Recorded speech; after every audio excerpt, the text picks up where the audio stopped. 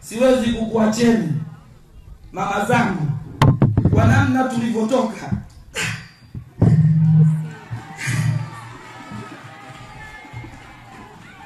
Mheshimiwa Mstahiki, mimi nawapenda sana ndugu zangu. Naomba utuletee maendeleo.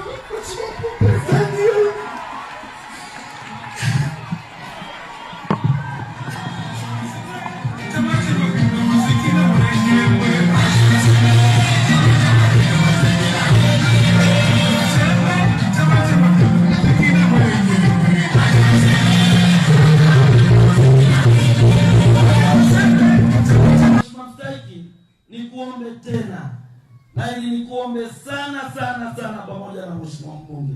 Kata yetu imekuwa ni kata ya uwekezaji, na mimi binafsi kama diwani wa kata hii pamoja na wana CCM hatuukatai uwekezaji, kwa sababu unaleta maendeleo na unaleta faida kwenye kata yetu. Isipokuwa tunaomba ukae na mkurugenzi, ikiwezekana na mimi niwepo, na wawekezaji wetu wote wa maeneo ya Sandali.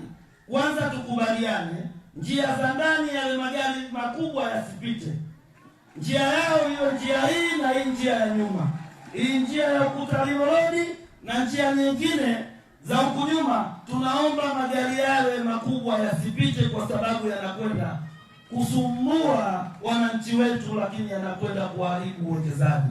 Mbele ya mkutano huu naomba tukae kikao, akiwepo mkurugenzi, wewe mstahiki meya na Mheshimiwa Mbunge na wawekezaji wote ofisini kwangu, tuweke njia mbadala ya kuweza kupita na kufanya shughuli zao za kiuchumi bila kutusumbua sie wakazi wa Sandali.